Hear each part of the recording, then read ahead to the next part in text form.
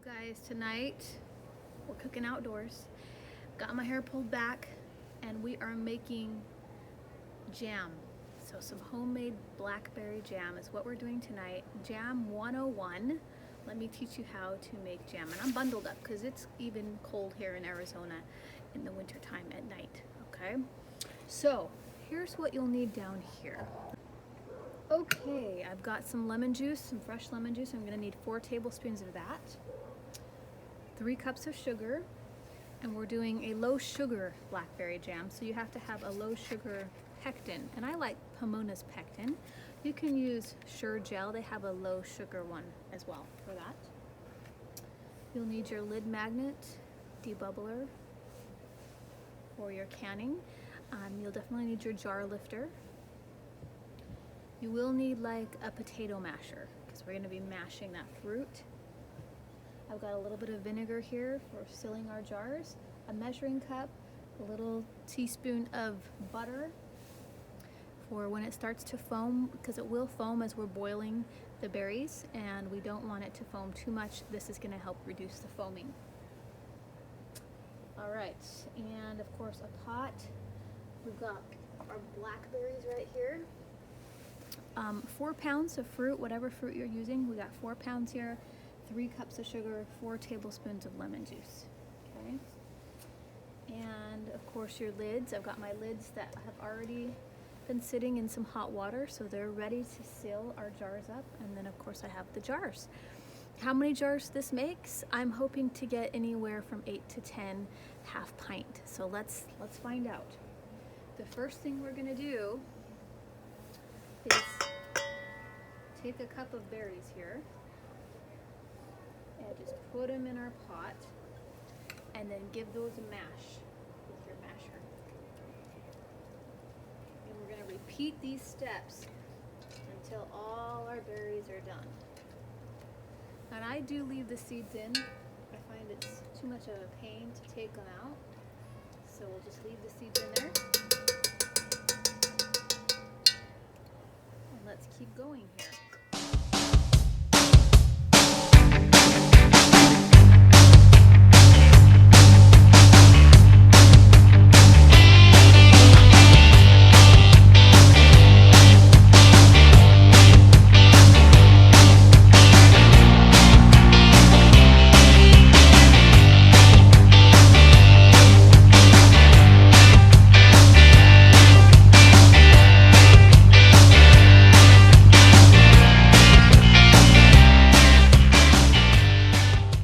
Once this is boiling, we're going to add the 3 cups of sugar, but right now I'm going to put that butter in there to help with any foaming that happens. And it's just like a little half teaspoon of butter there, okay? Just get it in there. Okay, as you can see, we've already started to boil here. That was too fast. I wasn't expecting that. Just keep stirring. We've got the pectin in here. We've got the butter in here. Just turn that heat down just a little bit more right there so we get an even. And I suggest using a cast iron pot, the heavier pots, so you don't burn your berries. They just work for even heating. I like them a lot better. Okay. We may want to, about on a medium heat, medium, a little bit more than medium maybe, and then bring it to the boil. And at that point, we'll add the sugar.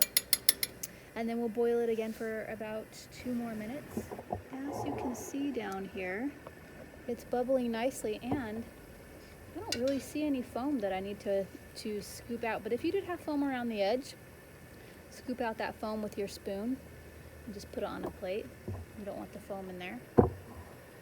We're ready for the sugar now, so let's get the sugar in here.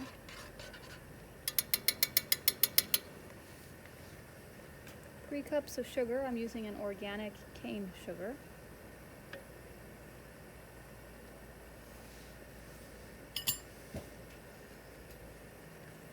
Okay. You can use honey. I've seen people use honey. I've seen people use maple syrup. Just follow your recipe. Probably Google that probably just to see if your ratios would be different. But I don't like the taste of it as well. I like the taste of just a regular sugar, like a good organic sugar. You could use Swerve though, I bet. It doesn't spike your insulin like regular sugar. You could use coconut sugar, and that's a 1-to-1 ratio. But I don't think I would use honey because honey is such a distinct flavor. I don't know that that would taste very good. I haven't done that though. All right, so we're gonna bring this up to a boil for about, once it boils, we'll keep it at a boil for about 2 minutes. And then at that point, we'll be about ready to ladle it into jars. We're getting some foam here, as you can see. It's coming up here. So now, I'm just gonna scoop that foam off and put it in on a plate. And we're just about ready to ladle. Okay, we are going to fill these jars up. And you can't really see very good, but I have a jar here, 1/2 pint. We're gonna fill this up to about inch head space.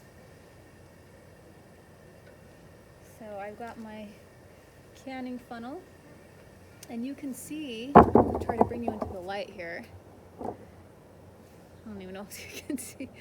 Oh, I don't even know if you can see that, but you can see that that one scoop filled up that entire jar. So let's see how many more we can get.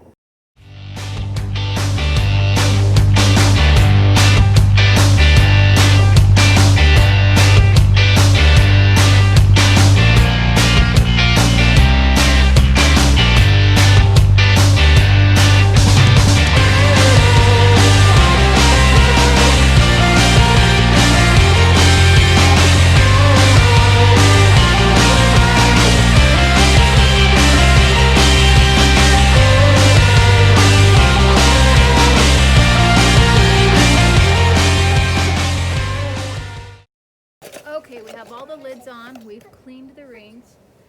I'm going to put the lids on and just give it a gentle turn like that, so it's just barely snug. We don't want it too snug because then if air needs to release, it won't. What we also could have done, and I didn't do this because this is pretty much liquid, there's not going to be air bubbles, but we could have scraped around and tried to get the air bubbles out. But I found that with jam, you don't really need to do that.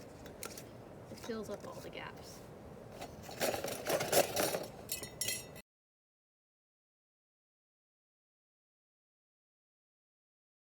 Our water bath canner, and the water's already been simmering. It's pretty hot. It's not boiling, it's just simmering. And with a water bath canner, you want to fill it up probably halfway, because once you put your jars in there, that water is going to go over the top of those jars.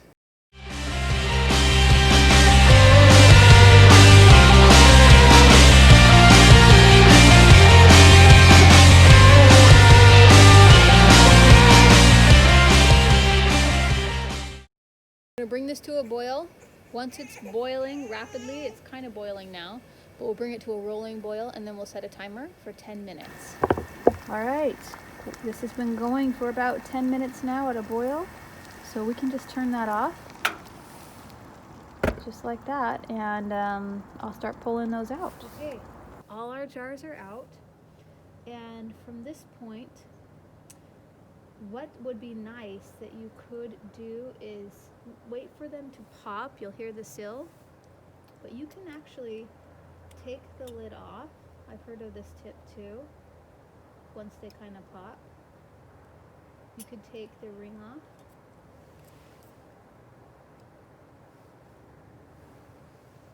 And put them on your shelf like that, because here's what could happen is if air comes up and you have the ring on there and it didn't seal, if the ring was on there, it would reseal itself, but that would be a false seal and that wouldn't be good to eat.